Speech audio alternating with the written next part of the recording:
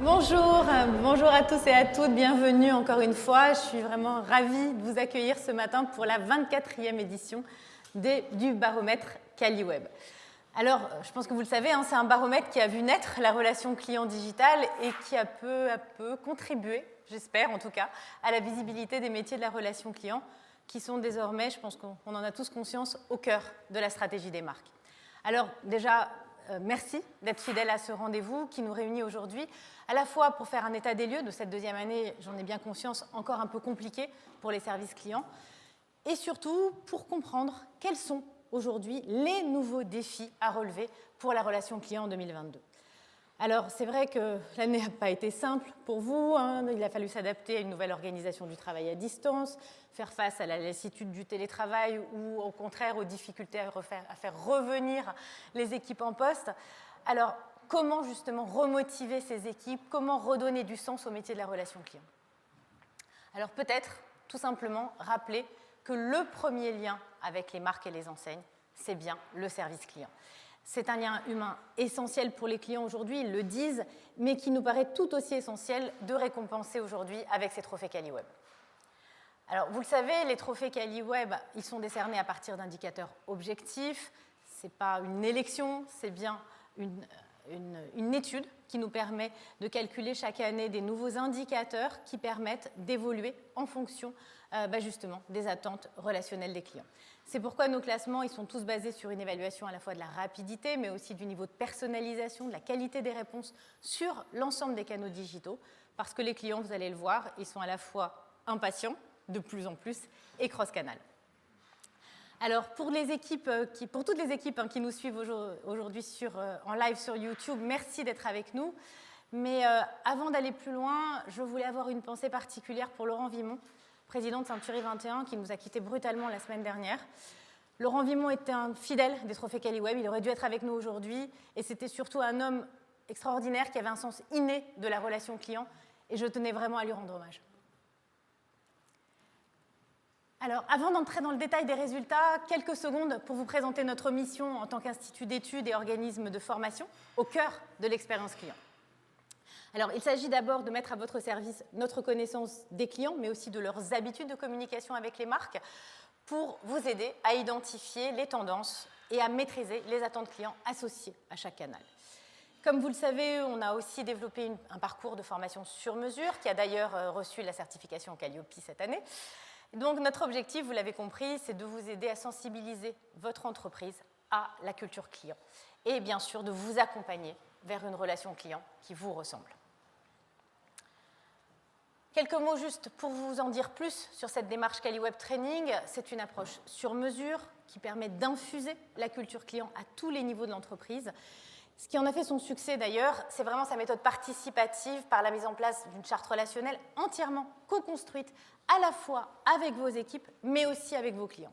Alors cette démarche, en fait, elle se déroule en 4 étapes. On commence par une étape de sensibilisation, d'ailleurs souvent avec les résultats du baromètre Caliweb, pour impulser cette culture client au sein des équipes. Ensuite, il s'agit de développer avec vous une charte relationnelle à l'image de votre marque, avec un discours qui porte justement ses engagements et ses valeurs. Enfin, cette charte relationnelle, il faudra la décliner à l'écrit, à l'oral, auprès de vos équipes, notamment avec des formations, bien entendu. Mais alors, l'idée, c'est d'avoir des formations très opérationnelles, justement sous forme d'ateliers de réécriture, ou au contraire de travailler sur les postures à l'oral pour justement la porter tous les jours. Et enfin, l'ancrage de cette identité relationnelle, il peut se faire notamment par des formations en e-learning pour la diffuser plus largement au sein de l'entreprise et favoriser son appropriation. Alors, quelques mots quand même pour vous rappeler rapidement la méthodologie de ce baromètre Caliweb. Même si c'est la 24e édition, il faut quand même rappeler la méthode. Donc en fait, c'est une étude qui s'articule en 2 volets. Parce que l'idée, c'est d'avoir vraiment toujours un regard croisé entre la vision client, les attentes des clients, donc avec une enquête nationale représentative auprès de 1000 Français qui a été réalisée mi-janvier dernier, donc les résultats sont vraiment tout frais, et un panel de 220 entreprises françaises qui recouvre 16 secteurs d'activité qu'on a testé sur 6 canaux cette année. Alors l'évaluation des trophées, elle se fait vraiment sur les canaux centraux, à savoir mail, Facebook, Twitter ou Instagram, mais on a également testé toutes les marques qui étaient disponibles également sur WhatsApp, en live chat, etc. Donc en fait, l'idée, c'est d'avoir vraiment une analyse de tous les canaux émergents et de voir comment effectivement les clients se comportent par rapport à ces nouveaux canaux chaque année. Alors ce que je vous propose, c'est de passer maintenant aux grandes tendances de la relation client en 2022. On l'a vu l'année dernière, les comportements des Français ont pas mal changé avec la crise, mais on va voir aussi que certains perdurent. La première tendance de fond, et celle-là, effectivement, je pense que vous n'allez pas me dire le contraire, elle a tendance à perdurer sérieusement, c'est que les contacts sont toujours plus fréquents avec les services clients à distance. Alors évidemment, c'est lié à l'accompagnement d'achats en ligne, toujours plus fréquent eux aussi, mais aussi pour préparer les achats avant une visite au point de vente. Et d'ailleurs, on se rend compte que ce rôle de conseil, il s'affirme de plus en plus côté service client. La deuxième tendance de fond, c'est une attente de relations plus personnalisées. Or, effectivement, on se rend compte que c'est quelque chose de très, très important et de central, puisque plus de 70% des Français affirment vouloir plus d'humain dans leurs relations avec les marques. Ils se disent même plus sensibles aux petites attentions, à l'accueil, à l'écoute des marques. Et effectivement, ce qui est nouveau, c'est que les clients le revendiquent. Alors, quels sont les principaux changements cette année ? La principale évolution, à mon sens, c'est vraiment l'évolution vers un mode de consommation plus conscient, avec 66%, les 2/3 des Français qui disent aujourd'hui faire attention aux valeurs et aux engagements des marques. Ils disent aussi privilégier des marques engagées, responsables, qui correspondent à leur mode de vie. Et ça, c'est vraiment quelque chose de nouveau, parce que c'est une tendance qu'on pressentait, mais les clients n'en avaient pas conscience jusqu'à présent. Et c'est pourquoi, effectivement, ce qui est vraiment nouveau aussi, c'est que l'image et les valeurs de marque sont devenus des facteurs déterminants pour choisir une marque. Et ça, c'est quelque chose d'essentiel. Ce qui montre bien pourquoi il est vraiment nécessaire d'afficher et de respecter ces engagements de marque pour gagner la confiance, mais aussi l'adhésion des clients aujourd'hui. La deuxième évolution, c'est que le service client est désigné comme le véritable ambassadeur de la marque, avec aujourd'hui un impact reconnu de la qualité de la relation client sur l'image de marque. Aujourd'hui, près de 90% des clients disent « la qualité de la relation client influence l'image que j'ai de la marque ». C'est absolument énorme. Mais on voit qu'il y a aussi un enjeu de réputation. Parce qu'avant d'effectuer un achat, on se renseigne sur la qualité du service client. Et plus d'un Français sur deux le fait également. Et pourtant, cette expérience, elle n'est pas forcément au niveau des attentes, avec des réponses qui ne reflètent pas l'image de la marque. Et d'ailleurs, les 3/4 des clients le regrettent. Donc on voit bien qu'aujourd'hui, la mission du service client, c'est vraiment de porter l'image, de porter les valeurs de votre marque. Alors la troisième tendance de fond, c'est qu'un service client disponible et de qualité, c'est maintenant un moyen de fidélisation. Plus de 80% des Français se disent plus fidèles aux marques qui ont un bon service client. Et ils se renseignent. Et c'est ça qui est nouveau aussi. Donc en fait, on voit que disponibilité et réactivité, ce sont les premières qualités attendues du service client.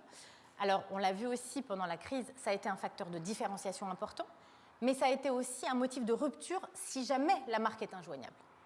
Parce que ne pas pouvoir joindre la marque à laquelle on veut s'adresser, c'est juste pas possible et donc on va s'en détourner.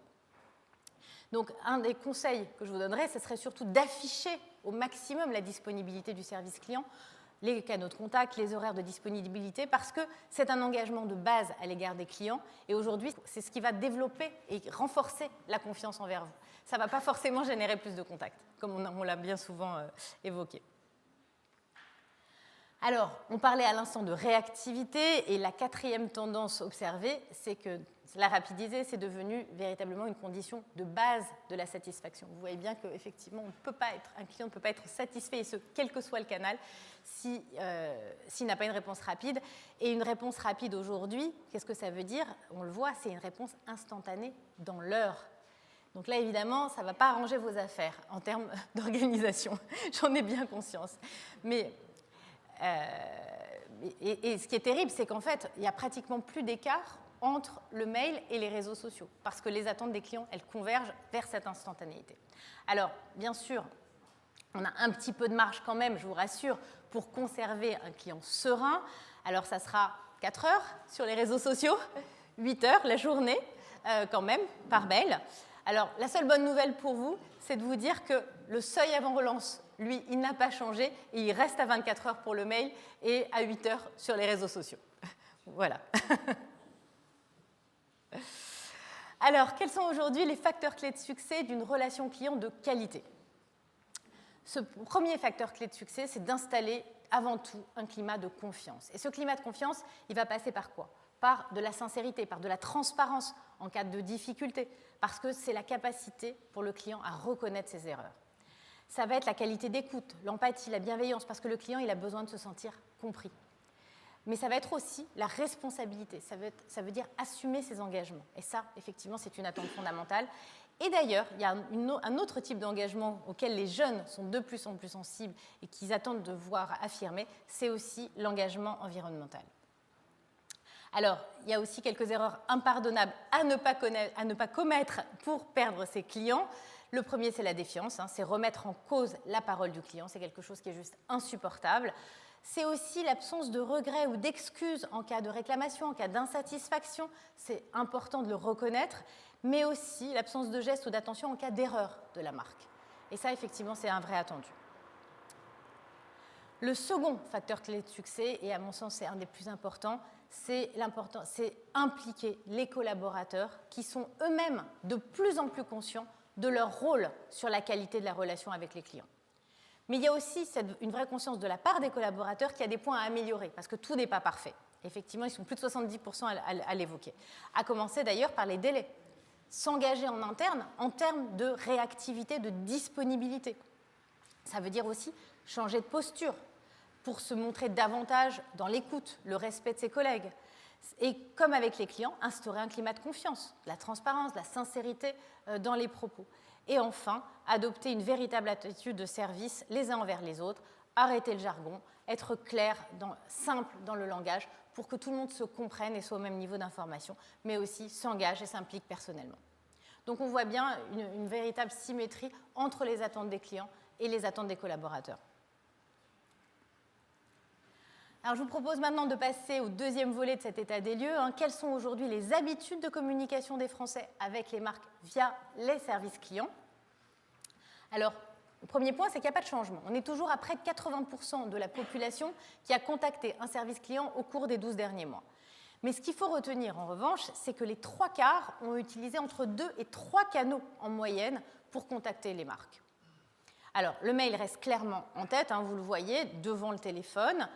Ce qu'on observe, c'est que les réseaux sociaux continuent à progresser, plus 6 points. On est à 35% au global des Français qui ont contacté un service client via les réseaux sociaux, encore très largement tirés par les jeunes, ils sont plus de la moitié. Et Instagram, qui est vraiment le canal qui a décollé cette année. Vous voyez, on est passé à 14% au national, mais 38% des 18-24 ans qui ont eu recours à ce canal pour contacter une marque. Alors, ce qui est intéressant de voir, c'est que les communications directes en messagerie privée se développent également. Mais ce qu'il faut voir surtout, c'est que sur les réseaux sociaux, c'est que ce sont les messages privés qui sont choisis en priorité et non les posts publics. On n'est plus dans une logique de réseaux sociaux porte-voix pour râler. On utilise les réseaux sociaux, ou en tout cas les services de messagerie, pour pouvoir communiquer encore plus simplement, encore plus facilement avec les marques. Autre point qui me semble intéressant de noter, c'est le fait que WhatsApp commence à se positionner dans le paysage, lentement mais sûrement, mais on est quand même à 15% des Français qui ont déjà utilisé ce canal pour contacter une marque cette année. Alors, les clients sont multicanaux, certes, on l'a vu, mais on voit bien qu'il y a aussi une stratégie à adapter en fonction des publics, parce qu'il y a quand même des canaux de prédilection selon les générations. Ce qui est intéressant, c'est de voir que le mail s'affirme complètement comme le premier canal à partir de 25 ans. Pourquoi? Parce que c'est vraiment la valeur de la trace écrite. Aujourd'hui, le mail, c'est le substitut du courrier. Il n'y a plus de sujet là-dessus. Et on voit que c'est absolument incontournable. Ce qu'on note, c'est qu'il n'y a plus que les plus de 50 ans qui sont encore très attachés au téléphone pour le contact humain. En tout cas, au téléphone, en mode « je décroche mon téléphone ». Et ce qui est intéressant surtout, parce que on pourrait se dire, les réseaux sociaux, ça reste des médias écrits, et donc, ils vont prendre le pas petit à petit sur le mail. Mais en fait, absolument pas. En fait, ils sont en train de se substituer au téléphone. Parce que c'est bien l'interactivité de la relation sur les réseaux sociaux, c'est ces interactions directes, fluides, comme une conversation, qui sont en train de prendre le pas sur le téléphone auprès des générations Y et Z, et on le voit, le téléphone décroche clairement, et ce sont effectivement les messageries, Facebook, Twitter, etc. qui remontent. Enfin, pas Twitter, pardon, parce que Twitter est quand même très en retrait cette année. On a pu le constater. Voilà, donc ça, c'est ce qui me paraissait intéressant. Mais par contre, chez les très jeunes, vous l'avez vu, eux, de toute façon, ils décrochent complètement sur tous les canaux traditionnels. Et généralement, c'est ce qu'on observe chaque année, ils sont toujours sur le dernier canal à la mode. Et là, évidemment, ils sont tous sur Instagram. Vous l'avez compris. Alors, ce qu'on observe aussi par rapport à ces comportements multicanaux, qui sont vraiment de plus en plus ancrés, c'est une notion, effectivement, de fluidité de passage d'un canal à l'autre. Avant, on pouvait se dire, quand j'engage une conversation sur un canal, je vais y rester. En fait, pas du tout. 42% des Français ont même utilisé plusieurs canaux pour une même demande. Mais surtout, et c'est ça la plus grosse évolution, c'est que 80% n'hésitent pas à basculer sur un autre canal en cas de non-réponse, et il n'était que 67% l'année d'avant à le dire. Donc on voit bien qu'en effet, on va vraiment passer d'un canal à l'autre sans se poser de questions, naturellement en fonction de ce qui nous arrange. Et ce changement de comportement, dans le fond, il va induire de nouvelles exigences qu'il ne faut pas oublier, parce qu'en fait, 89% des clients disent qu'ils veulent avoir le choix du canal de contact. Je veux pouvoir choisir comment contacter le service client. Ils veulent aussi un service homogène, parce qu'on attend le même niveau de service, quel que soit le canal de contact du service client, encore une fois. Donc on voit bien que l'enjeu, ça va être d'offrir une expérience client cohérente, sur une palette de canaux la plus large possible, mais bien évidemment adaptée aux besoins de votre cible. Alors, juste quelques petits focus sur les canaux émergents. C'est vrai que l'année dernière, on avait pas mal parlé de la visio. Est-ce que c'est un nouveau canal à développer? C'était un petit peu la nouveauté de l'an passé. Finalement, ça n'a pas du tout évolué. Ça n'a pas progressé en un an. On est toujours à 8% des Français qui ont eu recours à la visio, à des appels en visio pour contacter une marque.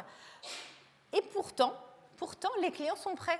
53% aimeraient pouvoir contacter les marques en visio, et d'ailleurs, en particulier pour éviter de se déplacer. Parce qu'on l'a vu, effectivement, on contacte de plus en plus les services clients avant d'aller au point de vente. Eh bien, effectivement, la visio, ça rapproche encore plus du point de vente sans avoir à se déplacer.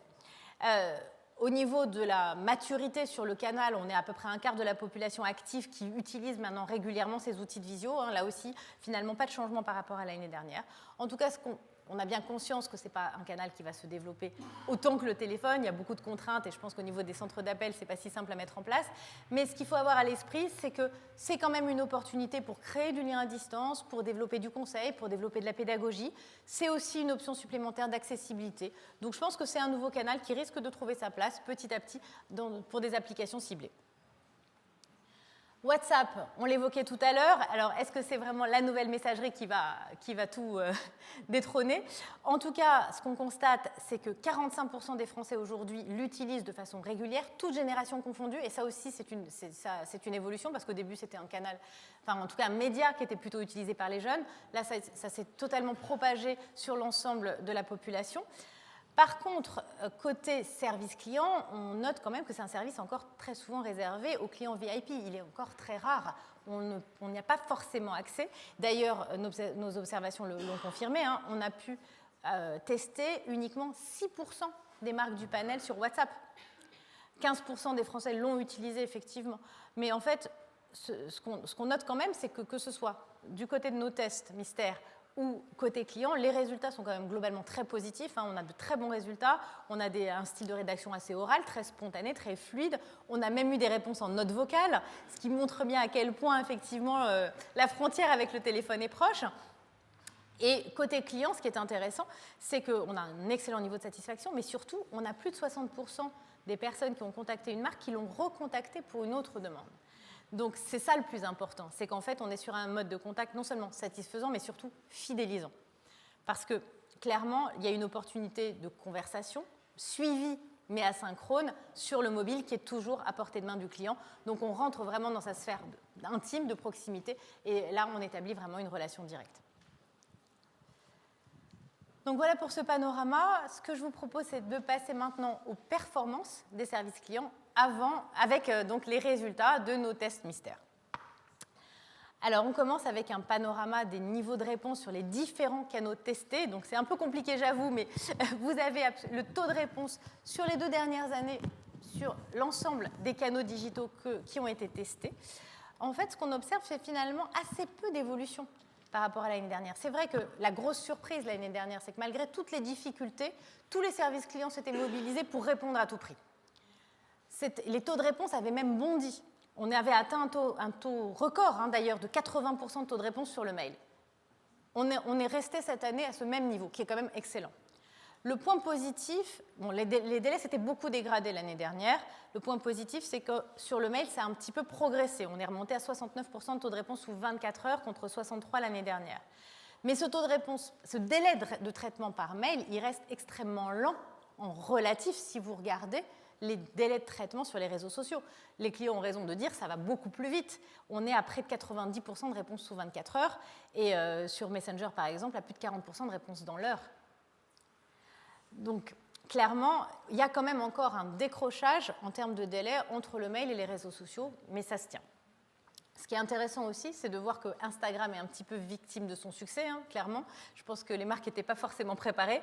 On est à moins de 60% de taux de réponse. Ça va très vite quand ça répond, mais par contre, on est à un taux de réponse qui est finalement très proche de celui des canaux, des canaux publics, le mur Facebook, Twitter, qui reste quand même encore assez négligé. On est encore à moins de 60% de taux de réponse. Ce sont des taux de réponse sur des réclamations postées en public, sur le mur ou sur le fil. Donc il faut quand même avoir conscience que ce sont des messages, enfin des canaux, même s'ils sont moins utilisés, on l'a vu, de façon régulière par les clients pour entrer en relation avec les marques, ça reste quand même des canaux visibles et il y a quand même un énorme risque d'image. Donc je pense que soit on se retire, mais si on a un compte officiel sur Twitter, on ne peut pas ne pas répondre. Et ça, je crois qu'il faut vraiment en avoir conscience parce qu'il y a quand même un véritable risque. Alors, un petit coup de projecteur sur vos différents secteurs et leur niveau d'adoption des différents canaux. Ici, vous avez les taux de réponse par mail, où on observe finalement cette année un niveau de réponse assez homogène, puisque globalement, les 2/3 des secteurs sont au-dessus de la moyenne, à plus de 80% cette année. Il n'y en avait que la moitié l'année dernière. Donc, ça montre quand même un gros effort sur la prise en charge des emails. Certains secteurs restent quand même encore un petit peu en retrait. L'assurance progresse lentement mais sûrement, mais on est encore à 69%. Et l'immobilier, effectivement, il y a eu un gros coup cette année. Alors, ce qu'on note, immobilier, beauté cosmétique, je pense qu'il y a eu des problèmes de prise en charge rapide parce qu'après relance, c'est remonté. Donc, les taux de réponse se retrouvent après une relance. Mais ce n'est pas forcément ce que les clients adorent. Sur Facebook, vous voyez que les résultats sont beaucoup plus hétérogènes, on a beaucoup plus d'écart. La banque assurance, qui sont historiquement moins bons élèves sur le mail, sont au contraire parmi les plus réactifs et les plus professionnels sur les réseaux sociaux, avec 94% de taux de réponse en messagerie et sur le mur Facebook. Ce sont les médias, là, par contre, qui sont plus à la traîne. Eux, ils sont promoteurs d'information, mais pas d'interaction. Sur Twitter, vous voyez qu'effectivement, sur Twitter et Instagram, on a des postures très très différentes selon les activités. Donc en fait, on a testé la moitié des secteurs sur Twitter, l'autre moitié sur Instagram, en fonction des affinités. Ce qu'on note, c'est que finalement, il y a des secteurs qui ont conservé une très forte vigilance sur Twitter, notamment dans la sphère financière et immobilière, distribution, assurance, banque, finance, immobilier, où là, on reste effectivement très vigilant. Et par contre, il y a certains secteurs où on voit vraiment une baisse d'engagement sur ce canal.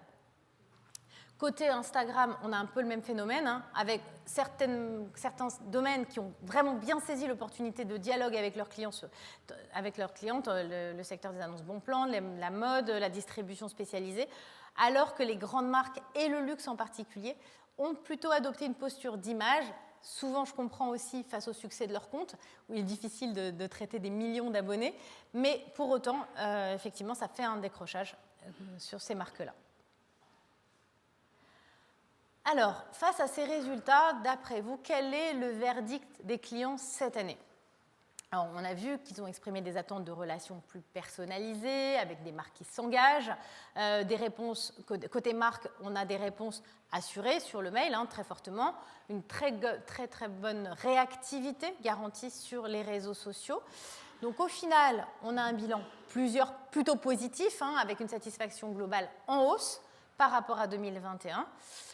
Pour autant, malgré un rebond visible, comme vous pouvez le constater sur cet historique sur 3 ans, on n'a pas encore retrouvé le niveau de satisfaction d'avant-crise. Alors pourquoi ?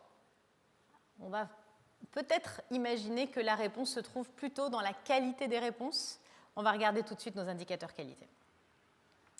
Alors de ce côté également, l'indice QualiWeb est à la hausse, ce qui est plutôt une bonne nouvelle puisqu'il suit la tendance de la satisfaction, avec plusieurs indicateurs positifs sur le plan de l'efficacité. On l'a vu, des taux de prise en charge élevés, une amélioration quand même des délais. Côté qualité et personnalisation aussi, on a une meilleure écoute, on a des réponses pertinentes, un ton plutôt plus chaleureux et convivial, donc ce qui est plutôt une bonne nouvelle aussi. Et pourtant, il reste quand même encore pas mal de chemin à parcourir pour viser l'excellence de la relation client et surtout rejoindre le niveau des attentes des clients qui sont, on l'a vu, de plus en plus élevés. Alors bien sûr, il faut viser 100% de réponse et l'instantanéité, ça vous l'avez compris, mais je pense que c'est surtout par la personnalisation. On a dit qu'on avait une meilleure écoute cette année, mais il va falloir aller encore plus loin. Mieux traduire encore cette écoute par la qualité des reformulations, avec plus de finesse, plus d'empathie. Bien sûr, on a des réponses pertinentes, on répond à la question, mais ces réponses, il va falloir les justifier, les qualifier pour donner plus de transparence, parce qu'il faut expliquer aux clients, il faut apporter des preuves. Et enfin, il va falloir sortir d'un ton trop cordial, poli, standard, pour trouver le ton juste et justement incarner les valeurs de marque. Je vous propose de juste regarder ensemble quelques exemples concrets pour illustrer ces résultats. L'un des progrès majeurs cette année, je pense que ça a été le gros changement par rapport à l'année dernière. L'année dernière, il fallait répondre à tout prix le plus vite possible, mais au moins apporter une réponse. Là, on retrouve quand même des reformulations correctes, personnalisées dans la moitié des messages, parce que déjà, c'est la première preuve d'écoute, c'est évident. Mais ceci étant, la qualité des reformulations est encore à parfaire. On est sur beaucoup de reformulations un petit peu vagues, un peu imprécises, suivant à votre demande. On n'est pas dans l'hyper-personnalisation. L'expression d'empathie, elle aussi, elle est bien meilleure. On la retrouve, on est dans près de la moitié des réponses, mais on est encore très loin des 100% attendus et de cette expression de compréhension, d'écoute parfaite qu'attendent les clients aujourd'hui. Donc le premier conseil, c'est vraiment de travailler la qualité des reformulations pour intégrer l'expression d'empathie dès l'amorce de la réponse, dès les premiers mots, pour traduire une écoute attentive du besoin. Ça, c'est le premier point. Un autre exemple pour améliorer la satisfaction grâce à des réponses plus complètes et attentives, là, moi, je vois deux conseils. Parce qu'en fait, l'année dernière, effectivement, il fallait aller droit au but. Il fallait être efficace à tout prix. Donc, même si les délais étaient dégradés, on apportait une réponse finale. Ce qu'on a constaté cette année, c'est qu'effectivement, on reformule un peu mieux, on prend acte, etc. Mais on a tendance à beaucoup renvoyer des demandes aux clients, demandes de précision, etc. Mais tout ça, ça fait perdre du temps, ça fait perdre de l'efficacité, mais surtout, ça demande un effort au client. Donc, notre premier conseil, c'est déjà de tenter de limiter au maximum les allers-retours pour gagner en efficacité. Et bien sûr, le second point, c'est de développer un petit peu les réponses. Je ne dis pas de faire des réponses à rallonge, bien sûr, mais au moins de donner des précisions, des engagements, de justifier les réponses au minimum pour justement les compléter et également éviter ces allers-retours parce que si on est imprécis, forcément le client va vous demander des précisions et des explications. Enfin, dernier point, c'est par la tonalité des réponses qu'on va pouvoir installer un climat de confiance, de bienveillance et surtout trouver une cohérence avec votre image. Donc le point positif, c'est que les conseillers ont retrouvé un ton un petit peu plus chaleureux et convivial, surtout par mail d'ailleurs, alors que sur les réseaux sociaux, ce qu'on constate, c'est qu'on a plutôt perdu la spontanéité des débuts. Les messages se sont quand même pas mal normalisés, ils sont revenus à un ton cordial, plus neutre, mais sans les formes, parce qu'on va oublier de signer, on va oublier de saluer à la fin du message. Mais donc ce qu'il faut retenir finalement, c'est qu'il va falloir retrouver la convivialité des échanges sur les réseaux sociaux et développer un ton plus chaleureux, humain, en accord avec les valeurs de marque sur l'ensemble des canaux. Et de façon surtout homogène, transparente, puisque, effectivement, on l'a vu, les clients vont passer indifféremment d'un canal à l'autre et on doit parler à la même entreprise avec la même voix. Alors, pour terminer cette analyse, je vais vous présenter les conditions de satisfaction des clients en 2022 avec les spécificités de chaque canal. Alors, si on fait le bilan des expériences, bonnes ou mauvaises, qui ont marqué l'année pour les clients, ce qu'on voit, c'est que finalement, le constat est plutôt mitigé. Ce qu'il en ressort pourtant, c'est qu'il est d'abord conditionné par l'émotion. Si vous regardez le téléphone, en fait, on a à peu près autant d'expériences négatives que d'expériences mémorables positives. Pourquoi? Parce que dans le fond, on est sur une expérience humaine qui est beaucoup plus difficile à contrôler. Et soit ça va tout de suite prendre, soit ça va très mal se passer. Et il n'y a pas de demi-mesure, en fait.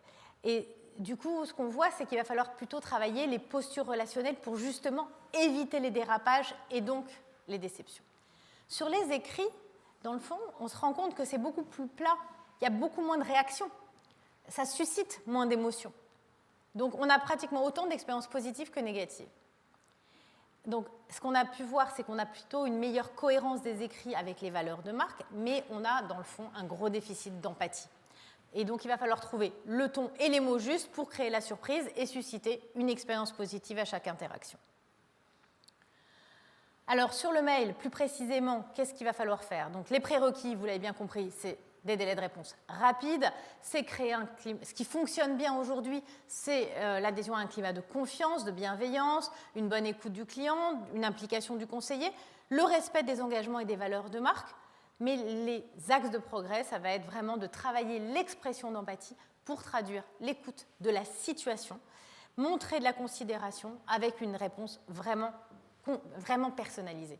Parce qu'en fait, on doit dépasser finalement ces réponses factuelles à un problème pour vraiment traduire l'émotion d'une situation globale. Par téléphone, le challenge, ça sera vraiment de respecter le client, quelle que soit la situation. Parce que la priorité, c'est de montrer de la considération et c'est ce que le client ne ressent pas aujourd'hui. Et c'est là que le bât blesse sur les téléphones.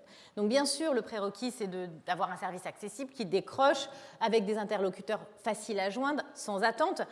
L'écoute, elle est bonne. Bien sûr, avec les interactions téléphoniques, on a une résolution directe, il y a de l'implication, mais par contre, les clients ne ressentent pas justement le respect des engagements et des valeurs de marque.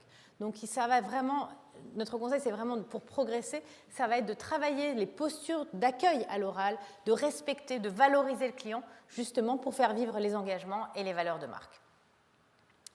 Enfin, dernier point sur Facebook et Messenger, là il va falloir dépasser la prise en charge sympathique. La base du succès, on l'a vu, elle réside dans la facilité d'accès et la réactivité du canal, parce que c'est tellement simple d'envoyer un message, il n'y a pas de formulaire à remplir, c'est hyper rapide et puis on sait que ça va aller vite.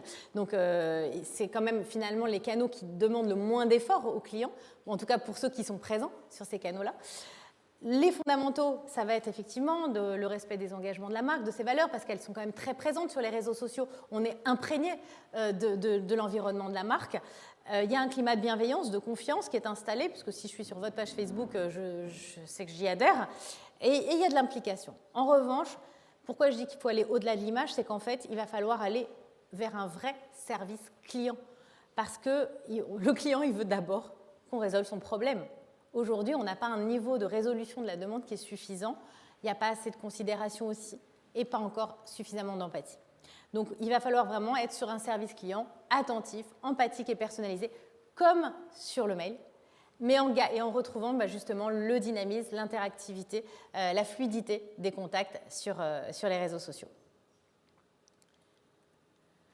Alors, 2 derniers conseils pour des messages vecteurs d'image. On a vu à quel point l'image est importante aujourd'hui et à quel point elle doit être incarnée justement par les services clients.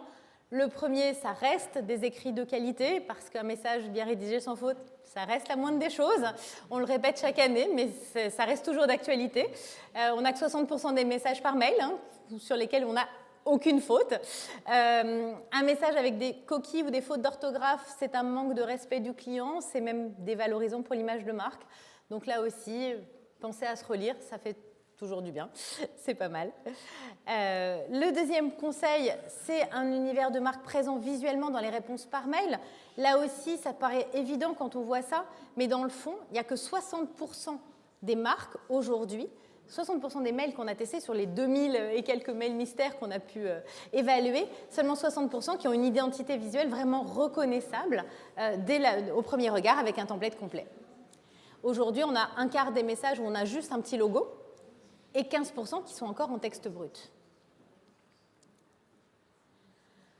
Alors, pour terminer et conclure cette première partie, quelle recette pour une relation client unique ? Alors, le premier ingrédient indispensable pour une personnalisation sincère des réponses, c'est évidemment, vous l'avez compris, c'est l'empathie, c'est intégrer les émotions de vos clients. Parce que exprimer de l'empathie, c'est savoir reconnaître et se connecter aux émotions des clients pour adapter vos réponses.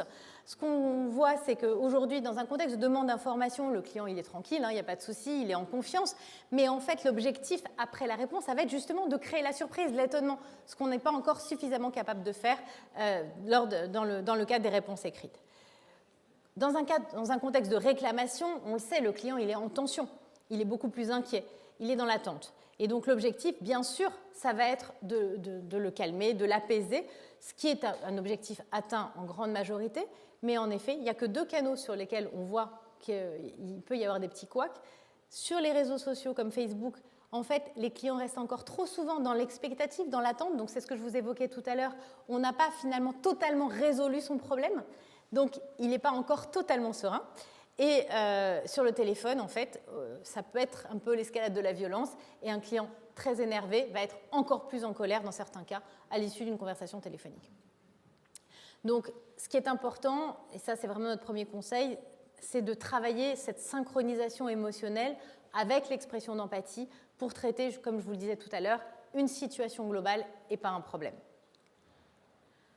Alors, ce qu'il faut retenir pour une relation client unique, vraiment identifiable, c'est d'abord qu'il faut ancrer respect et considération du client dans la culture du service, dans la culture de l'entreprise, parce que ce besoin de reconnaissance du client, il est absolument essentiel.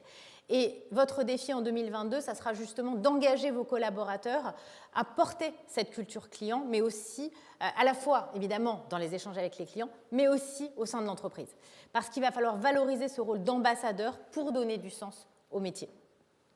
Ensuite, plus concrètement, à l'écrit, il s'agit d'humaniser la relation, de travailler la personnalisation en donnant le sentiment d'une réponse sur mesure, justement par la contextualisation de la réponse.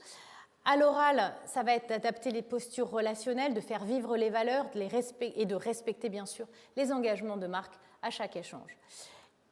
Et donc, notre conseil pour terminer, c'est vraiment de développer une charte relationnelle à traduire et à déployer à l'écrit et à l'oral pour laisser à chaque échange l'empreinte relationnelle de votre marque.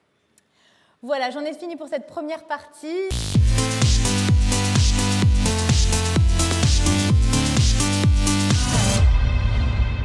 Alors, Pierre m'accompagne aujourd'hui justement pour cette remise. Voilà, donc rebonjour à toutes et à tous. On va passer à ce moment qui est tant attendu. On sait que vous frissonnez sur vos chaises en attendant les résultats. Peut-être, juste avant d'annoncer l'attente insoutenable et le suspense, peut-être nous rappeler la méthodologie des trophées. Oui, parce que quand même, plusieurs m'ont posé la question. Ils sont basés sur une grille d'évaluation de plus de 30 critères. Je vous propose qu'on commence en beauté, avec la catégorie beauté et cosmétique.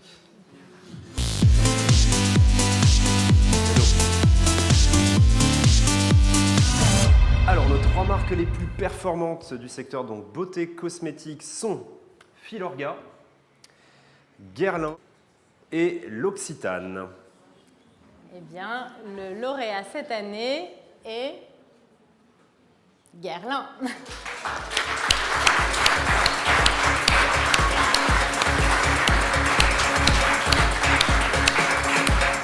Nous allons appeler nos 3 drôles de dames.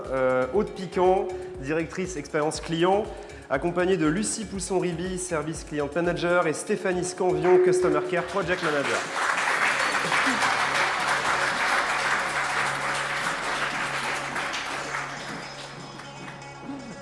Un grand bravo. Allez-y. Votre micro arrive. Voilà. Votre micro et votre prix arrivent d'ailleurs. Attendez, rapprochez-vous. Allez. 3. Ouais. Magnifique. Bonjour à tous. Merci beaucoup de nous accompagner, de nous challenger et de nous permettre de nous améliorer vraiment depuis des années. On est très émus. C'est avec beaucoup d'humilité qu'on reçoit ce prix et voilà, qu'on le partage aussi avec toute cette communauté, puisque vous êtes tous aussi sur le front comme nous. Donc c'est vrai qu'on a beaucoup de challenges, comme Carole nous les a rappelés, qu'on essaie de relever, des défis qu'on essaie de relever avec un panel de clientes très variées, puisque les clientes, c'est les 35 ans, c'est les 50 ans, c'est la cliente Guerlain, elle est multifacette. Et donc, on doit s'adapter et être capable de relever tous ces défis, que ce soit la diversité des canaux, que ce soit l'amélioration dans le ton des réponses pour rencontrer aussi être en phase avec les valeurs de la maison Guerlain. Voilà, donc beaucoup de défis qui sont année après année travaillés avec une équipe fabuleuse. Et donc là, j'ai gardé le meilleur pour la fin. Je voudrais qu'elles vous disent chacune un petit mot. Donc Lucie, Stéphanie et bien sûr nos partenaires de tous les jours qui sont avec nous aujourd'hui et tous les jours, à chaque instant. Le service client LVMH qui nous accompagne dans cette magnifique aventure et grâce à qui on arrive à relever ces défis qui sont de plus en plus nombreux et pas faciles. Donc merci beaucoup, vous êtes là et... Rien à rajouter. Non, rien à rajouter. C'était très complet, Aude. Merci à nos super partenaires de LVMH Client Services, grâce à qui on monte en gamme et on est challengé au quotidien. Et surtout à toute l'équipe, Aude, Stéphanie, Laetitia aussi. C'est un nouveau sujet pour moi personnellement depuis octobre et j'apprends beaucoup sur nos clients. On est en contact direct avec eux et voilà. Et cette étude est très intéressante. Merci beaucoup. Merci. Bonjour, je suis ravie d'avoir obtenu ce prix. C'est une vraie fierté, une belle réussite. On s'était promis l'année dernière d'y arriver, donc d'être premier du secteur beauté cosmétique. Donc super, bravo, on a atteint cet objectif. Je suis vraiment fière de ce partenariat. On travaille vraiment main dans la main, dans un bon état d'esprit, une bonne entente, une bonne dynamique. On met en place beaucoup de projets. Donc c'est vraiment grâce à notre partenariat avec LVMH Client Service qu'on peut réussir à apporter un niveau de satisfaction à nos clients. Donc merci encore et bravo, merci. Bravo. Merci. Bravo à tous. Et pour boucler la boucle, et la boucle sera bouclée puisque c'est par ces mots que vous avez commencé la présentation, Carole, en disant que le service client est au cœur des stratégies de marque. Je confirme et on a une pensée particulière aussi pour toutes ces personnes qui œuvrent côté Guerlain, donc notre CIO, notre CDO, toutes ces personnes qui sont aussi sponsors et qui mettent définitivement le service client, au cœur de la stratégie. Et sans qui, si ce n'était pas porté, on ne serait pas sur le podium. Voilà. Donc Mathieu Nicou, Véronique Courtois, et une pensée particulière aussi pour Adrienne Rostin qui a porté aussi, ça a permis de franchir une grande marque. Voilà, une petite pensée pour eux. Merci beaucoup. Merci, bravo. Et bravo encore.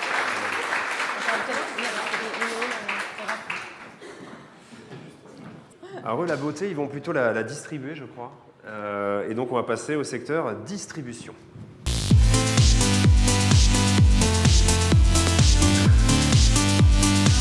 Et nous avons 3 très bons élèves dans ce secteur, qui sont Le Bon Marché, les Galeries Lafayette et Monoprix.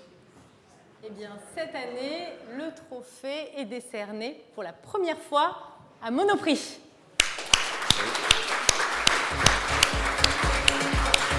Et nous appelons Patrick Guimet, chef de département service client du groupe Monoprix. Bienvenue, je le rappelle, c'est votre premier prix.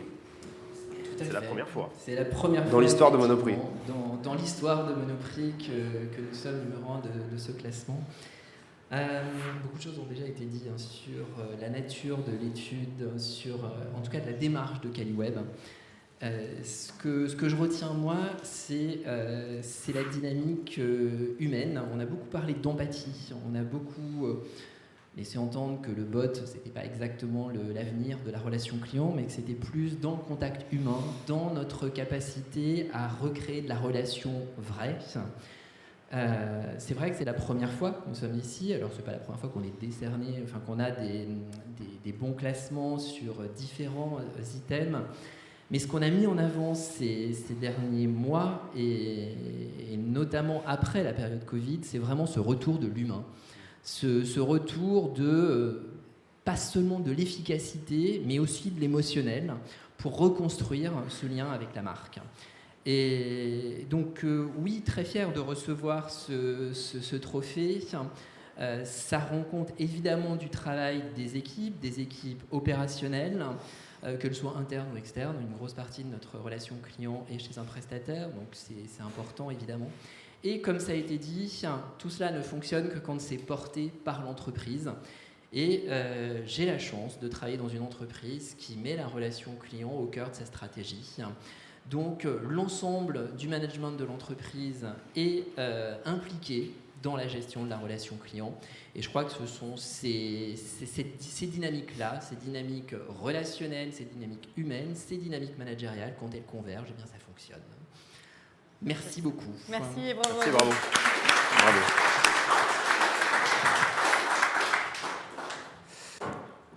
Bravo encore. Alors, on va rester dans la distribution, mais dans la distribution spécialisée cette fois.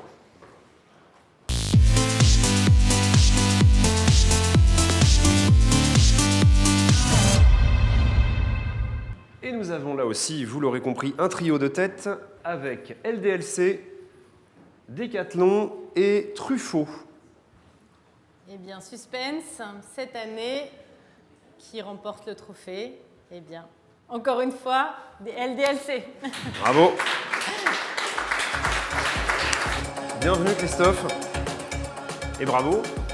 Alors Christophe, peut-être avant votre mot, je vais être un peu provoque. On m'a dit que vous étiez passé à la semaine de 4 jours. Oui. Est-ce que ça a joué dans votre performance? C'est difficile à mesurer. Si ça a pu jouer, c'est forcément bien. Parce qu'on a des collaborateurs avec une semaine moins chargée, plus de repos, 3 jours de repos. Je pourrais peut-être échanger avec certains d'entre vous qui auraient des questions plus précises sur ce sujet en aparté de cette remise des prix. 3 jours de repos, ça change beaucoup de choses dans l'organisation personnelle, dans la qualité de vie au travail. Est-ce que ça a changé les résultats et notre classement aujourd'hui? Encore une fois, c'est difficile à mesurer parce que l'équipe LDLC fait preuve d'une certaine stabilité dans ce classement. En tout cas, on ne l'a pas fait pour ça, on l'a fait pour le bien-être de nos collaborateurs. Pour notre marque employeur aussi d'une certaine façon, parce que comme beaucoup d'entre vous, j'imagine, on a des difficultés à recruter sur certains postes. Et quand on connaît la valeur ajoutée d'un bon conseiller client pour l'entreprise, on ne veut surtout pas qu'il parte ailleurs, on veut le garder. Et là, oui, je pense que la semaine de 4 jours, c'est un super atout.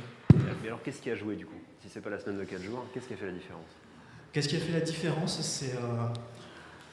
je ne sais pas si on peut parler de différence, on est là depuis 2017. Qu'est-ce qui a assuré votre stabilité plutôt? On va faire ça comme ça. On revient chaque année avec beaucoup de plaisir. Quand on vient à Paris, on est le service client LDLC à Lyon, on a un petit peu l'impression de venir passer une matinée en famille. On connaît bien les équipes de Carole, on reconnaît quelques visages dans le public. Ça ne veut pas dire que tout est facile et que tout est acquis. Carole a été un petit peu sadique parce que j'ai trouvé que entre le moment où les 3 noms se sont affichés et le moment où elle a confirmé qu'LDLC aurait le prix, je n'avais comme vous pas cette information avant de venir. Je me suis dit, il y a Decathlon qui revient dans la course. Les quelques secondes ont vraiment été très longues. Petite parenthèse par rapport à ça, parce qu'on voit des catégories comme les assurances. En général, on va avoir, en tant que consommateur, on est tous des consommateurs, on va avoir un assureur, une banque.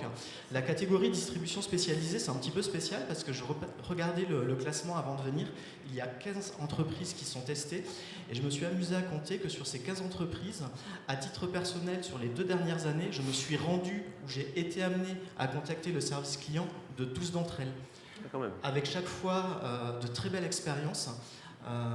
Et effectivement, quand on voit qu'en se rendant chez Decathlon, que j'ai cité à l'instant, ou toutes les autres très belles marques qui font partie des distributeurs spécialisés du panel, il y a de la pression et effectivement, il faut se tenir à niveau, se remettre en cause en permanence. Les évolutions donnent quelques pistes. 10 ans en arrière, quand LDLC répondait aux messages en 6 heures, je pense qu'on était peu nombreux à faire ça. Aujourd'hui, on voit que les attentes des consommateurs tendent vers une réponse dans l'heure. Je ne vous cache pas qu'on n'y est pas 100% du temps toute l'année. Donc voilà, il faut s'adapter, se remettre en question et puis prendre soin de nos collaborateurs. Bravo encore. Merci.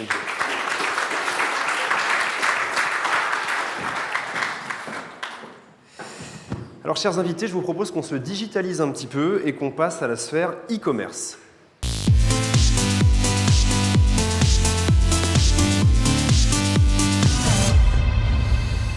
Et les nominés sont Amazon, Jafi et Vipi. Alors, vous vous demandez tous qui va remporter ce prix cette année, parce que là, il y a une vraie surprise, il y a un petit nouveau. Je vous ai parlé d'un renouvellement de 10% du panel chaque année, avec des nouvelles marques, des nouveaux entrants. Eh bien, justement, cette année, celui qui a décroché le prix, c'est Jafi. Bravo.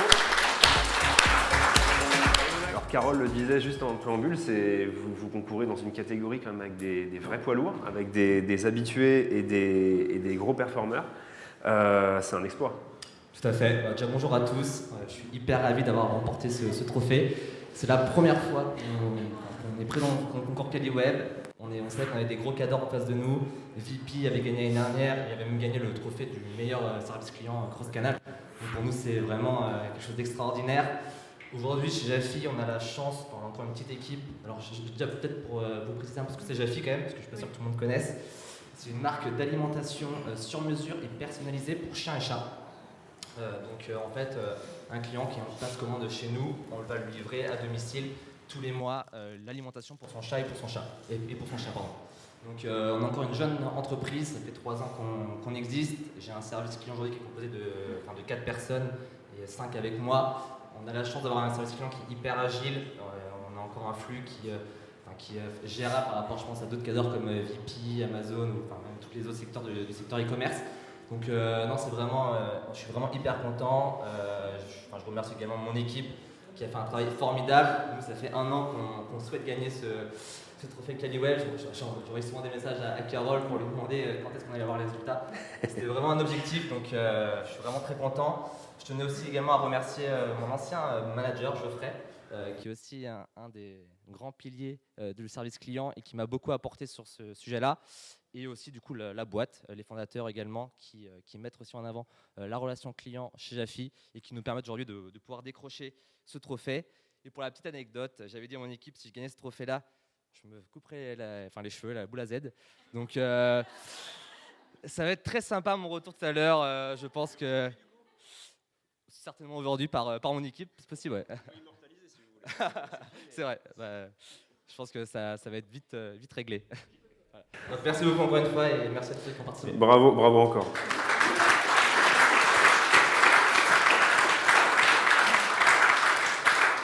Alors c'est une catégorie qui est très attendue aussi. Je vous propose qu'on passe à la catégorie grande consommation.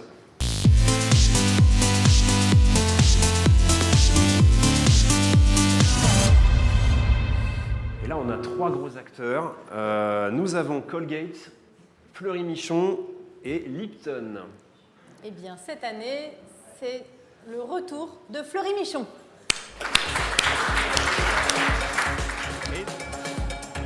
Alors, j'ai cru comprendre qu'il y avait eu un véritable changement de com chez Fleury Michon, qu'il y avait aussi un changement d'axe, qu'il y avait beaucoup d'évolutions. Est-ce que ça a impacté aussi le changement dans le service client ? Est-ce que d'une certaine manière, c'est dans la droite lignée ou est-ce qu'il y a d'autres recettes ? Non, c'est plutôt dans la droite lignée. Après, Fleury Michon a toujours mis la relation avec le consommateur au cœur de sa stratégie. Et l'arrivée de nos nouveaux dirigeants ont continué dans cet esprit-là. Et c'est pour ça qu'il y a un retour avec le prix Caliweb. Je pense qu'il y a quelques années, on a déjà eu ce premier prix. On a aussi bénéficié de vos conseils, ce qui nous a permis de poursuivre en fait, dans cette direction-là. En 2020, c'était. En 2020, oui. C'est ça. Et je voulais remercier en l'occurrence bien la direction qui nous permet de travailler... on va dire dans cet axe-là, et puis aussi mon équipe qui est très très motivée et qui se donne à fond pour continuer à satisfaire nos consommateurs. Voilà. Super. Merci. Merci beaucoup. Bravo. Alors on a vu là, alors du coup le mieux manger. Je vous propose qu'on passe maintenant au mieux informé et c'est l'arrivée de la catégorie information et médias.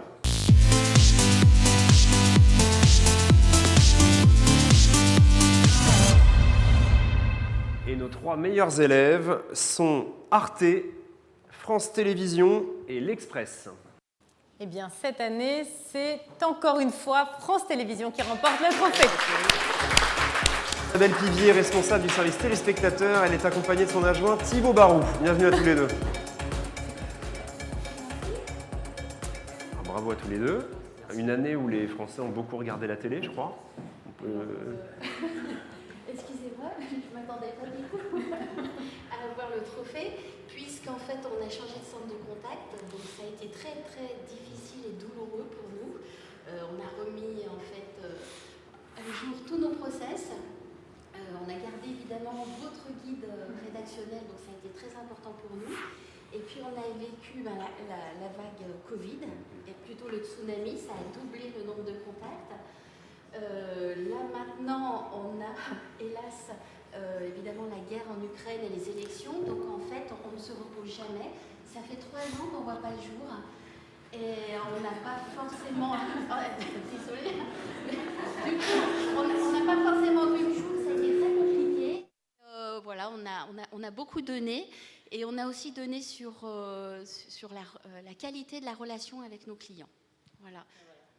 Et grâce à vous aussi, je tiens à le dire. Merci. Et je suis accompagnée par mon adjoint qui s'appelle Thibaut et voilà, qui a beaucoup travaillé également. Bravo. Bravo. Et en espérant que vous allez voir le jour l'année prochaine. Alors Carole, je sais que ça ne va pas vous déplaire. Et si on s'offrait une petite virée dans le monde du luxe ?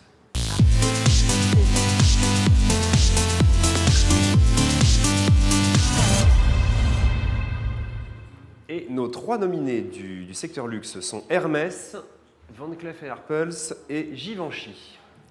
Eh bien, cette année, pour la première fois également, ouais, c'est Hermès qui remporte le trophée.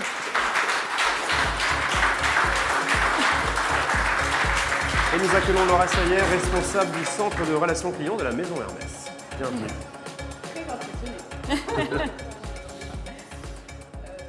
C'est le premier ? Oui, c'est le premier. Et comme vous tous, on a vécu une année assez spéciale, une année où en fait on a déjà absorbé la croissance, c'était notre objectif, et en plus gagner un prix sur la qualité de notre service avec tout ce qu'on a dû affronter, c'est pour moi juste exceptionnel. Je suis un peu petite nouvelle dans ce monde-là, ça fait 10 ans que je suis dans la maison, mais ça fait 2 ans que je suis à ce poste-là, donc pour moi le service client c'était une grande découverte. Et je dois dire aussi que, et je rejoins LDLC là-dessus, c'est que quand une équipe va bien, tout va bien. Notre priorité, c'était quand même qu'ils soient heureux. Et vraiment, grâce à ça, vous arrivez, cette bienveillance avec votre équipe, vous arrivez à franchir des montagnes, l'Everest, l'Himalaya, tout ce qu'on a tous vécu cette année. Et c'est encore notre objectif. Et donc, du coup, la semaine de 4 jours, nous, on est déjà en train d'y penser. Mais on se dit, oulala, organisation, tout ça, c'est compliqué. Mais voilà, en tout cas, on est vraiment ravis d'avoir gagné ce prix et on continue. On a encore beaucoup de choses à faire, mais voilà, on est sûr que la suite viendra. Ouais. Et en tout cas, bravo, parce que ce que je tenais à préciser aussi, c'est que dans le monde du luxe, c'est pas toujours évident de répondre sur tous les canaux. Et c'est vrai que la maison Hermès a répondu sur toutes les demandes sur les réseaux sociaux également. Et effectivement, et ça aussi, c'était une prouesse que je tenais à souligner. Mais c'est vrai qu'on n'est pas sur WhatsApp, et là, vous en avez parlé, et on y pense ces derniers temps. On se rend compte qu'avec tout ce qui est vente à distance, ce genre de choses, on va devoir y venir. Et déjà, on essaye un petit peu chacun dans notre coin, et on se rend compte que le client aime ça. Donc voilà, on aura appris aujourd'hui à dire qu'on va aller sur WhatsApp, je pense. Merci en tout cas. Merci, bravo. Mettez les trophées devant pour prendre la photo. Alors, du luxe à la mode, il n'y a qu'un pas. C'est un pas qu'on va franchir d'ailleurs avec plaisir avec la catégorie mode et accessoires.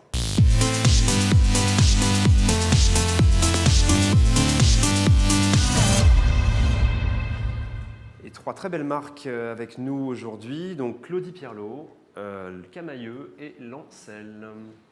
Eh bien, cette année, c'est Claudie Pierlot qui remporte le trophée. Bravo. Attendez, photo. Gagnant en 2018, Claudie Pierlot. Donc un beau retour sur la première marche du podium. Exactement. Un vrai changement de com pour le coup, aussi. Oui, on a fait une grosse transition en 2021. On a revu complètement notre charte de marque, notre plateforme de marque. Donc c'était une année avec beaucoup d'enjeux, en plus des enjeux qu'on a tous connus de crise, de Brexit et compagnie. Et surtout un changement de prestataire en 2020 qu'on a fini de consolider maintenant. avec qui c'est un plaisir de travailler et on continue de s'améliorer, on continue de chercher des pistes pour aller plus loin. Et voilà, et continue de converser avec nos clients, de favoriser la conversation et la satisfaction. Bien, bravo alors. Merci beaucoup. Bravo à vous.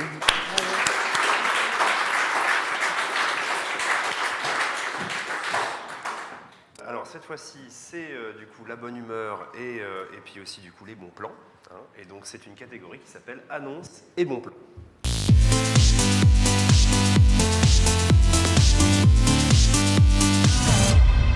Et nous avons 3 nominés pour cette catégorie. Ces 3 nominés sont Blablacar, Disons Demain et Mythique. Et le trophée cette année est encore une fois décerné à Mythique. Et nous appelons Denis Eraille, Customer Care Manager for Europe de Mythique.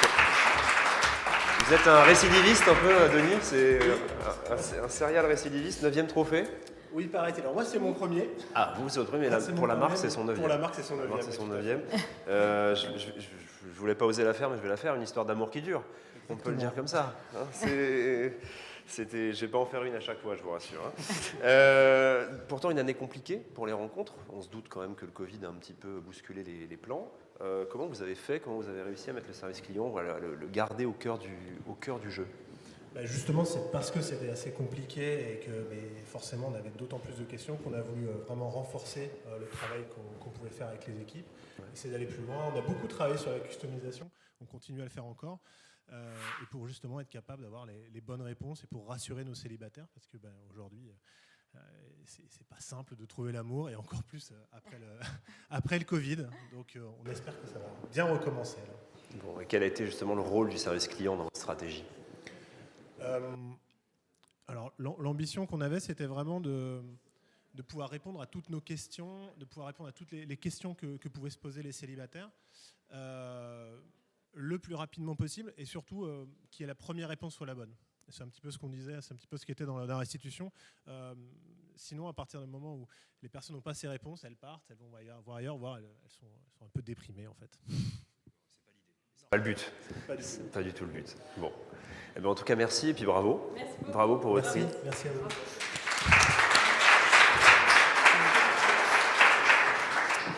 Alors, quand on est aimé, on est rassuré. L'amour, ça rassure. Notre prochaine catégorie, eux, ils assurent. Et on va passer tout de suite au secteur assurance. Merci. Et nous avons là aussi 3 bons élèves. Nous avons AXA Assurance, MMA et Mutavi. Et cette année, le trophée est décerné à MMA. Et nous appelons Mélanie Lochet, responsable service réclamation et service client agent. Alors vous aussi, hein, ça fait 5 ans que vous assurez, si j'ose dire. C'est le 6e, non? Donc là, c'est le 6e, c'est ça, c'est le 6e, absolument. Donc au top du secteur assurance, comment ça va se traduire, ce zéro tracas, zéro blabla dans le service client? Je m'y attendais, Bah, en fait. évidemment, j'ai pas dit que ça allait être original. Alors, nous, on a beaucoup... voilà, ça fait le 6e, donc déjà, on remercie aussi Carole et Cossédal pour son accompagnement depuis plusieurs années, qui nous a amené à nous performer. Et on a beaucoup travaillé, bien sûr, au début, tout ce qui est formalisation de la réponse, etc. Et là, depuis maintenant, l'année dernière, sortie de crise sanitaire, on travaille plus les valeurs d'optimisme, de confiance. Voilà. Ce qu'on veut, c'est que quand le client lit son courrier de réponse, il a l'impression que c'est le collaborateur qui est à côté de lui et qui lui lit la réponse. Donc nous, on travaille beaucoup aujourd'hui le qualitatif autour de nos réponses pour vraiment faire la différence. Ça a l'air de payer, en tout cas. Oui, puis je tiens à remercier, parce que tout le monde est là aujourd'hui, Marie, Valérie, Delphine, Élodie, Viou, François, qui nous accompagnent, le pôle relations clients, quotidiennement dans l'animation de cette charte relationnelle. Super, eh bien, encore bravo. Merci. Merci à vous.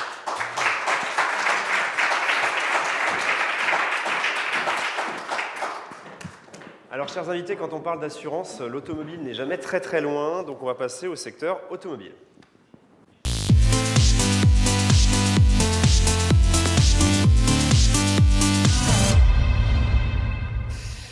Et nous avons un trio de têtes automobiles constitué de Audi, Nissan et Toyota. Eh bien, le lauréat cette année, c'est Toyota. Et nous invitons Hélène Vey, directrice adjointe expérience client et académie. Bienvenue Hélène, bravo. Et pourtant 2 années là aussi très difficiles.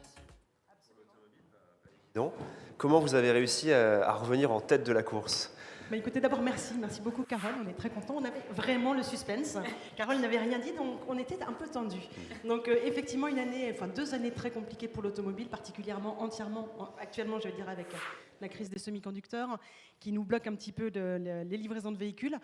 Donc effectivement on travaille beaucoup aujourd'hui avec une relation client de proximité, être vraiment dans l'anticipation, dans la communication avec nos clients en amont, qu'ils ne découvrent pas les problèmes, mais qu'on leur expose au préalable.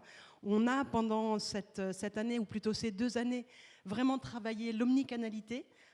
Effectivement, ce que vous montriez sur les études qui nous nourrissent vraiment au quotidien. Merci pour ça. Offrir à nos clients la possibilité vraiment de pouvoir nous contacter par tous les moyens possibles et puis de faire de la qualité là aussi. Donc j'ai avec moi Jérôme et Simon qui sont au quotidien l'un sur la qualité de la relation client avec notre call center Comdata que je veux également saluer aujourd'hui parce que ces call centers eu à travailler aussi en distanciel, donc une réorganisation qu'ils ont eu à faire qui a été extrêmement compliquée mais qu'ils ont su mener avec brio. Et puis Simon qui travaille avec nous sur l'amélioration de nos outils au quotidien, parce qu'effectivement, nos outils ont complètement été révolutionnés sur ces 2 dernières années.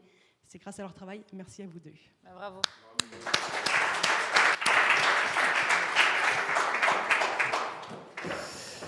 Alors je vous propose qu'on embarque à présent pour une sphère plus financière et qu'on s'intéresse à la catégorie banque et finance.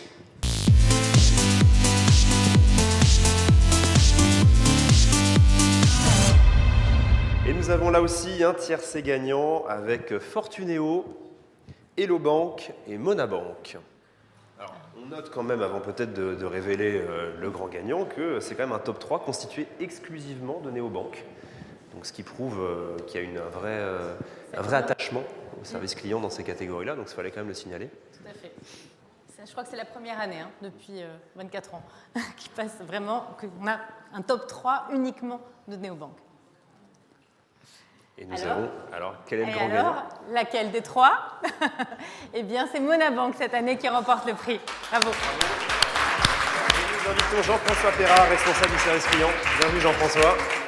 Alors on le disait, un secteur hyper concurrentiel et où, on l'imagine, vous avez un besoin de proximité numérique qui est essentiel, puisque le client ne vous connaît que par là. Donc comment vous avez pu, quelle a été votre stratégie, quel a été votre focus sur le service client justement ? Eh bien, tout d'abord, merci pour ce trophée qu'on n'avait pas eu depuis 3 ans. Donc, j'ai le cœur qui palpite un peu à la remise de cette récompense. Ça nous fait très plaisir, en tout cas. Et pour répondre plus spécifiquement à la question, oui, avec le Covid, en plus, la relation à distance, c'est je dirais, un peu plus distancé. Donc, on a travaillé pour essayer de se rapprocher encore plus de nos clients. On a travaillé beaucoup avec Nelly, qui est là présente, qui représente les mails et les réseaux sociaux.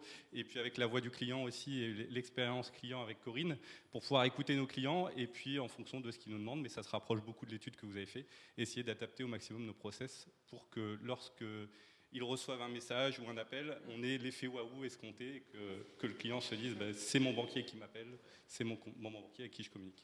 Créer cette proximité-là. À distance, voilà. Super. C'est vrai que je dois souligner quand même que sur les réseaux sociaux cette année, moi j'ai été bluffée par les réponses du secteur banque-assurance. Et je pense qu'il y a eu une vraie révolution justement dans le ton, dans la prise de contact, dans la prise de parole qui détonne là pour le coup vraiment, et c'est pas ce qu'on attendait du secteur. Et au contraire, c'est plutôt ce qu'on attendait, mais qui avait mis un peu de temps à arriver. Mais je pense qu'en effet, chez Monabank, ça fait quelques années déjà que vous travaillez sur ce sujet.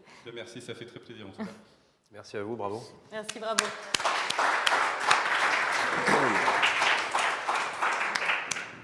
Alors on ne va pas s'éloigner très loin de l'investissement, puisque un investissement qui est toujours très plébiscité, c'est l'immobilier. On va passer donc à la catégorie immobilier.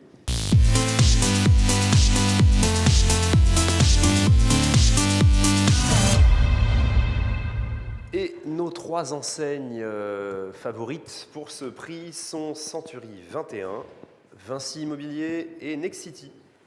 Eh bien, cette année, c'est Century 21 qui remporte ce trophée. Bravo. Et pour venir récupérer ce trophée, monsieur Charles Marinakis, directeur général, et qui va représenter Century 21. Bienvenue, monsieur. Carole l'a rappelé tout à l'heure, un contexte un peu particulier. Merci, merci Carole pour ce trophée. Vous savez, on a la chance, je crois, c'est la 3e fois en 4 ans. On l'avait gagné en 2019, en 2020, on a eu un petit coup de mou en 2021. Et on est très content de le remporter cette année en 2022. Forcément, celui-ci, il a une saveur particulière. Vous le savez, notre entreprise traverse une période extrêmement difficile, très inattendue, avec une disparition brutale de notre président. Merci de l'hommage que vous avez bien voulu lui rendre. Et vous l'avez dit, Laurent, il avait ce sens inné. Alors on est tous très peinés, mais on ne va pas être triste parce que ça ne ressemblerait pas à Laurent Vimont. Tous ceux qui le connaissent, c'était tout sauf quelqu'un de triste. Donc on ne va pas être triste aujourd'hui. On est fiers de ce trophée. Évidemment, il lui revient entièrement. Et il avait ce sens inné de la relation client. Et il a eu l'intelligence professionnelle de la structurer et de l'organiser à la fois chez Century 21 France et dans le réseau. Et je vais d'ailleurs profiter de l'opportunité qui m'est aujourd'hui donnée de remercier quelqu'un qui était notre première directrice de la relation client, qui est Marie-Caroline Martin, sans laquelle on n'en serait pas là aujourd'hui. Merci Marie. Je sais, on peut l'applaudir. Je sais qu'aujourd'hui tu amènes ta valeur ajoutée chez Nexity.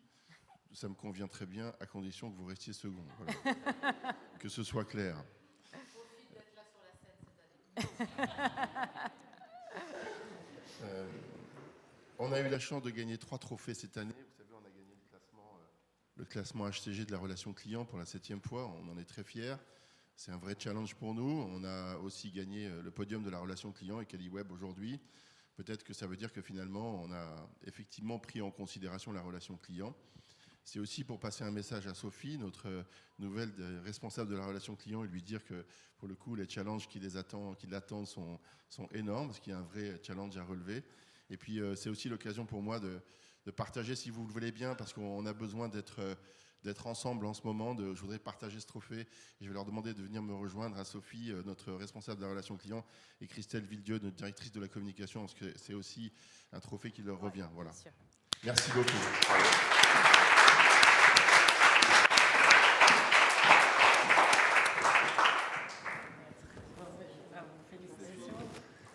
Est-ce que vous voulez dire un mot ? Non, mais il a tout dit. Alors c'est pour la photo. Mais bravo à vous tous et bravo pour cette année particulière.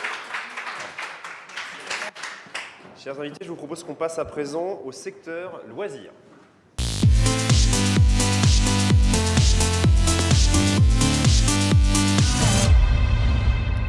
Et ici, nos 3 nominés sont PMU, Cheers et Winamax. Eh bien, le trophée est décerné à PMU. Et nous invitons Sébastien Passedouet, directeur des services et de la relation client. Bienvenue Sébastien.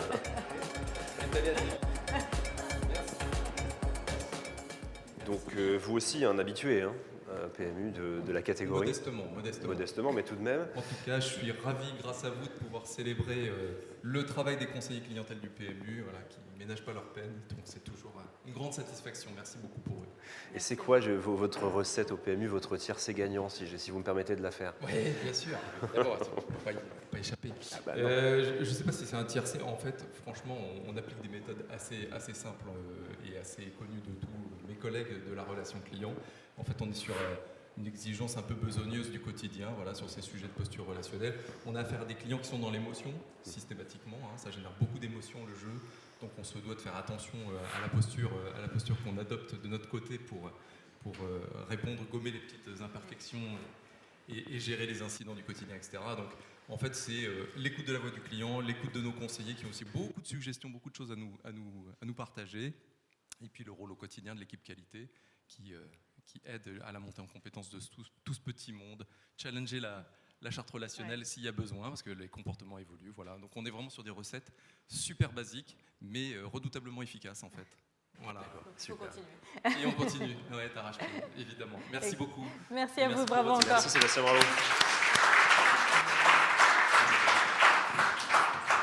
Alors je vous propose propose qu'on passe à une catégorie où là aussi, vraiment, le service client a une importance capitale.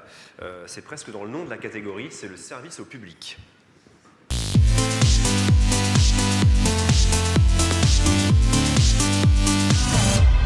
Et en lice dans cette catégorie DPD, Veolia Eau Île-de-France et La Poste.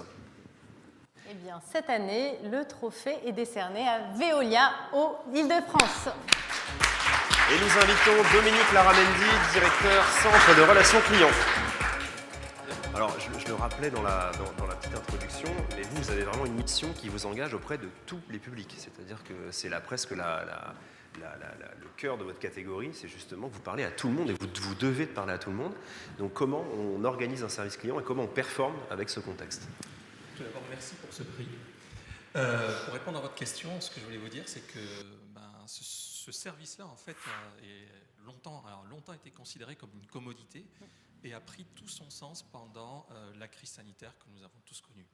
Et vous avez pu le voir, on a mis en exergue, en valeur, ces services de distribution de l'eau, de collecte des déchets. Et nous avons eu à cœur, pendant ces 2 années, à assurer le même niveau de service et la même qualité auprès des usagers du service de l'eau. Pour ce faire, c'est pas très compliqué et c'est compliqué à la fois. Mais la première des choses, c'est que nous avons pris soin de nos collaborateurs qui étaient tous en télétravail et nous avons, grâce aux outils dont tout le monde dispose à l'heure actuelle, nous avons pu assurer le même service et notre donneur d'ordre a souligné le maintien à la fois du service et de la qualité du service tout au long de cette période. Donc ce prix-là, je vous avoue qu'il prend une part toute particulière et en particulier à ce moment-là, à ce moment précis où la vie normale est censée reprendre et où nous essayons de donner un nouvel élan à nos collègues, à nos collaborateurs. Et je peux vous dire une chose, c'est que ce prix-là, il aura une place significative dans l'élan que nous allons donner à nos équipes. Encore une fois, merci. Je suis ravie. Bravo. Bravo. Et je vous propose à présent qu'on passe au tout dernier prix qui nous sépare du Grand Prix, qui est le prix Transport et Tourisme.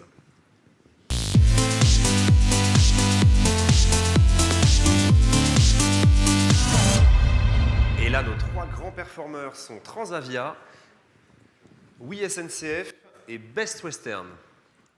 Alors, cette année, suspense, qui remporte ce trophée, ce dernier trophée de la matinée?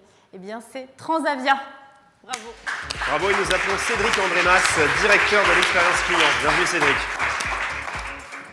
2 années consécutives pour le prix. Ah mais je crois qu'on est au 4e même d'ailleurs. 4e consécutive, mais voilà. Oui, voilà. Ma fiche n'était pas particulièrement parfaite. Mais nous, on garde en tête. Mais vous l'avez gardé. Bien, mieux que nous. Et est-ce qu'on sort enfin de la zone de turbulence cette année-là? Alors, tout d'abord, merci Carole, merci Cossédal de nous attribuer ce prix. Je tiens évidemment le dédier à l'ensemble des équipes du service client de Transavia et en particulier à notre partenaire Bluelink qui nous accompagne au quotidien pendant toutes ces périodes qui ont été effectivement assez compliquées. Alors est-ce que l'aérien sort de la turbulence? Je ne sais pas, mais en tout cas effectivement il y a de belles perspectives en ce moment qui sont en train de se dégager. Les mesures sanitaires s'allègent petit à petit. La complexité qu'on a à gérer effectivement au quotidien dans tous les call centers se simplifie, heureusement. Mais voilà, donc on croise les doigts en tout cas et on souhaite à tous les Européens de très belles vacances avec Transavia. En tout cas. Merci encore. Bravo. Merci. Bravo.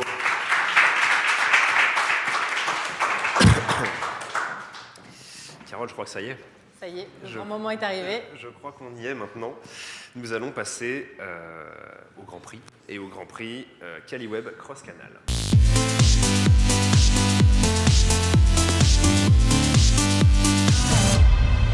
Alors là, non pas 3 nominés, mais 5. Oui, parce que quand même, le top 5 de ce palmarès cette année, il faut quand même l'annoncer et le saluer. Donc, on va vous révéler les 5 marques les plus performantes cette année sur la relation client digitale cross-canal. Il s'agit de Guerlain, MMA, LDLC, Monabank et Jafi. Et le Grand Prix...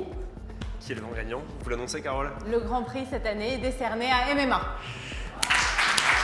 Bravo. Et pour recevoir ce prix, nous allons inviter François Fréquent, accompagné de Mélanie Lefebvre. Mélanie, re-bienvenue Mélanie. Vous voyez, c'était Beaucoup d'émotions. C'était une courte pause finalement. Vous êtes de retour Oui, rapidement. beaucoup d'émotions. On est très très contents.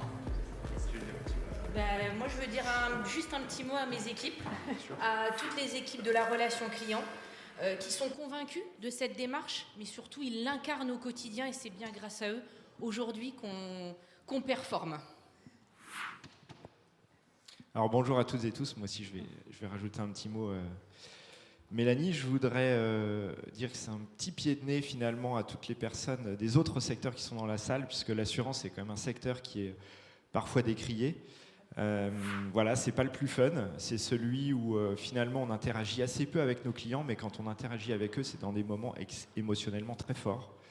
Et donc voilà, c'est super important pour nous. Et puis peut-être le deuxième élément, c'est que finalement, qui illustre pleinement notre promesse d'assureur facilitateur, c'est que l'expérience client, c'est pas les outils, c'est pas les processus. Finalement, c'est les humains, c'est les collaborateurs qui répondent aux clients au quotidien. Donc, ce trophée, en fait, il est pour eux, il est pour l'équipe de Mélanie, effectivement, qui s'active tous les jours au quotidien pour servir nos clients. Donc, bravo. Et on peut peut-être d'ailleurs, est-ce qu'on peut faire une photo avec les personnes de MMA là qui sont là? Je vois Delphine notamment, Marie, Valérie. Ce serait sympa là, une petite photo d'équipe. Parce que c'est un peu vous, en fait, le Elles vont trophée. passer de photographe à photographier. Photographier. C'est ça. Et merci Carole, au fait, pour ton accompagnement. Allez-y, parce que vous êtes nombreuses. Vous êtes nombreuses.